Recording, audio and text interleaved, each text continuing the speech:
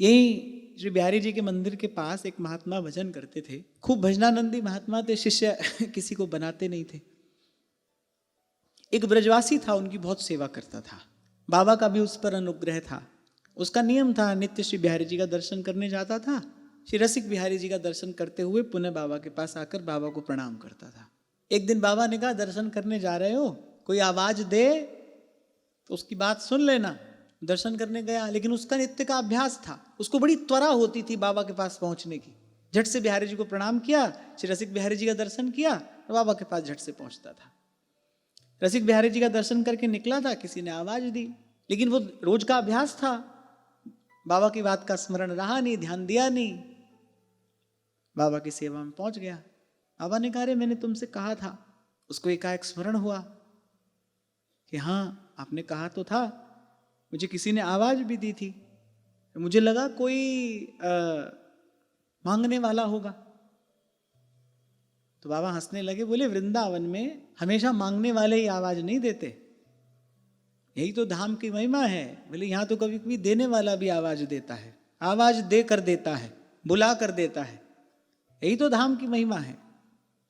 यानी बाबा के कहने का तात्पर्य था कि कोई और नहीं था, वो देने वाला ही था। और तुमको मैंने संकेत भी किया था, क्योंकि बाबा की कृपा थी, अनुग्रह था, बहुत समय से वो सेवा कर रहा था।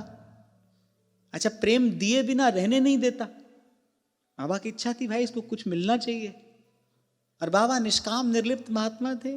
ठाकुर जी ने कहा, कोई बात नहीं, हम देते हैं इसे।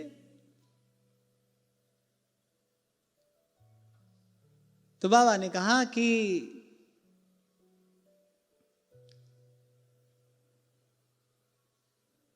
आज तो तुम चूक गए।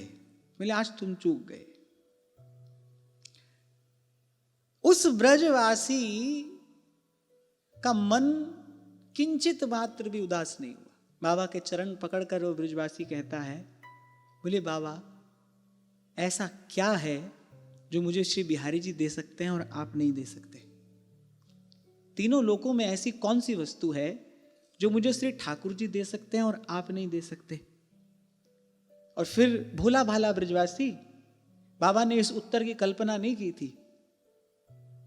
और ब्रजवासी कहता है, और बोले, बाबा बिहारी जी के खजाने में जो सबसे बढ़िया वस्तु हती, वो तो बिहारी जी ने मुझे पहले ही दे दी, और बिहारी जी मुझे का देगो? बाबा उसने मुझे आप दे दिए, आपका संग प्रदान कर दिया, आपकी सेवा प्रदान कर दी, और बिहारी जी मुझे क्या देंगे? बिहारी जी के पास जो सबसे बढ़िया वस्तु है, वो तो बिहारी जी मुझे पहले ही दे चुके। बाबा के नेत्र सजल हो गए। और कभी कभी मैं कहता हूं ना आपसे, आशीर्वाद एक ऐसी घटना होती है, वो किसी समय घट जाती है, उसके लिए कोई प्रयास नहीं करना पड़ता। बाबा के नेत्र सजल हो गए, और जो शायद आज से पूर्व बाबा ने कभी नहीं किया था, क्योंकि भाई निर्लिप्त महात्मा थे, उत्कट वैराग था उनका, चेला चेली तो कभी बनाया ही नहीं। इस ब्रजवासी पर कृपा थी, और ये भी भोले सरल भाव से बाबा की सेवा में लगा रहता था। बाबा ने पहले दोनों हाथ उसके मस्तक पर रखे,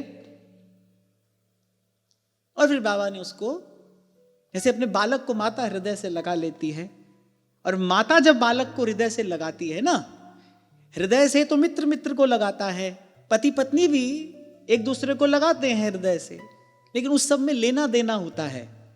लेकिन जब माता बालक को हृदय से लगाती है, केवल देना ही होता है। माता अपने हृदय का वात्सल्य उड़ेलती है। तो बाबा ने मातृवत ब्रजवासी को अपने हृदय से लगा लिया। और वो सच में चतुर था। नीति निपुण सोही चतुर सयाना, श्रुति सिद्धांत नीक ते ही जाना। कह रहा है, बाबा आप बता, कहां में चूक गए हो? अभी आप कह रहे थे कि आज तुम चूक गए। बोले, बाबा आप बता, कहां में चूके हो? जो वहां में कछु ले भी ले तो बाबा ये सब मोए मिलतो का? बाबा निरुत्तर हो गए।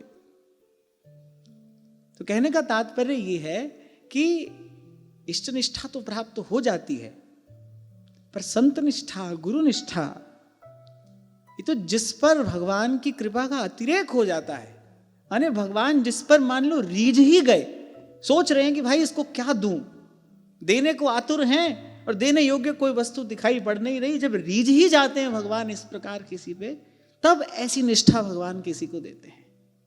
पीछे पड़ जाना चाहिए प्रभु के, क्योंकि बार बार तो बनत नहीं है संजोग अनूप। पीछे पड़े रहना चाहिए और यही कहते रहना चाहिए कि प्रभु पहुंचाइए मुझे अपने किसी निज जन की शरण में, मुझे पहुंचाइए अपने किसी निज जन की शरण में, जो आपका आत्मीय है, जो आपका अपना है। माया के भक्त तो हमारे जैसे बहुत हैं भाई, बाजार सजा है, क्या बड़ी बात है। एक समय ऐसा आएगा जब गुरु ज्यादा होंगे, शिष्य कम होंगे। ऐसा तो समय आ ही रहा है, कहने वाले अधिक हो रहे हैं, सुनने वाले कम हैं। तो हम जैसे जो माया के भक्त हैं वो तो बहुत हैं भाई। कोई वस्तुतः भगवान का भक्त हो, जैसे राजा मान सिंह ने कुंभन दास जी को देखकर कहा, जाते जाते मान सिंह यही कहकर गए, अरे माया के भक्त तो मैंने बहुत देखे हैं, पर भगवान का भक्त आज मैंने पहली बार देखा है। हरि का भक्त कैसा होता है ये आज मैंने पहली बार देखा है। निश्चित रूप से भगवान मुझ पर प्रसन्न है। मानसिक कह रहे हैं निश्चित रूप से भगवान मुझ पर प्रसन्न है, जो आप जैसे किसी परम भगवदीय का मुझे दर्शन हुआ है। पता तो चला मुझे भगवान का भक्त ऐसा होता है। यह है भगवान की भक्ति का स्वरूप। जैसे अभी आपसे मैं कह रहा था ना कि भजन बन तो नहीं रहा है अभी, पर संतों की कृपा है, समझ आ रहा है कि हाँ ऐसा होता है भजन, ऐसा होना चाहिए। कुछ समझ में आएगा तब तो उसके अनुरूप जीवन बनाने का प्रयास करेंगे ना, नहीं तो जो कर रहे हैं उसी को ठीक समझ कर करते चले जाएंगे। हमको लगता है यही सब सही है, बहुत है, अरे बहुत कर रहे हैं। तो ठाकुर जी के पीछे पड़ जाना चाहिए और पड़े रहना चाहिए। और उनसे यह भी कहो कि अगर बहुत झुंझला रहे हो तो जो वस्तु हम मांग रहे हैं हमको दे दो, हम छोड़ देंगे तुम्हारा पीछा। श्री चंद्रलाल जी अपने कवित्व में कहते हैं प्रियालाल से, अरे तुम कालिंदी कूल कुंज केली कल कियो करो, पर मुहे सदा राखो निज रसिकन के संग में। मुझे वहां रख दो, नहीं तो मैं बार बार आकर तुम्हारे आनंद में विक्षेप उत्पन्न करूंगा, मैं बार बार आऊंगा। तुम अपने केली विलास में मत होगे, मैं बार बार आकर अपने हृदय का ये भाव तुमसे कहूंगा। तो इसलिए अच्छा तो यही है, सुखी रहना चाहते हो तो जो वस्तु मैं मांग रहा हूं वो मुझे शीघ्र अति शीघ्र प्रदान कर दो। और मांग क्या रहा हूं, मुहे सदा राखो निज रसिकन के संग में, सब कर फल हरि भगति सुहाई, सो बिन संत न काहू भाई, सब कर फल। और फिर जब प्रभु ये कृपा प्रसाद दे दें, प्रभु कोई चाहने वाला जो केवल प्रभु को चाहता हो, प्रभु के अतिरिक्त कोई और इच्छा ना हो, जो केवल प्रभु को चाहता हो, ऐसा कोई बड़भागी आपको मिल जाए, ये दुर्लभ संयोग है। महत्संगस्तु दुर्लभो, ये दुर्लभ सुलभ हो जाए, वो आएगा तो आमूल चूल परिवर्तन कराएगा। आप नहीं रहोगे। बाबा बुल्ले शाह अपना अनुभव बता रहे, कह रहे हुण मैनू कौन पछाणे, मैं हो गई होर दी होर, इस प्रपंच की निवृत्ति कोई करा दे। इसके लिए इसीलिए एक शब्द का प्रयोग किया जाता है, कभी कभी आपने सुना होगा, शक्तिपात। श्री महाप्रभु जी ने नरवाहन जी पर शक्तिपात किया, वो शक्तिपात था। शक्तिपात किसी भी प्रकार हो सकता है, दृष्टि से भी हो सकता है, शब्द से भी हो सकता है, स्पर्श से भी हो सकता है, संत के संकल्प से भी हो सकता है। अब दृढ़ संकल्प संत मन में कर ले किसी जीव के प्रति, इसका उद्धार होना चाहिए, बस हो गया उस पर शक्तिपात। अब प्रकृति को अपना नियम कानून अपना विधान बदलना पड़ेगा, क्योंकि भगवत प्राप्त महापुरुष जो हैं उनमें और भगवान में कोई भेद नहीं है। प्रकृति से आगे केवल भगवान है और भगवान के भक्त हैं।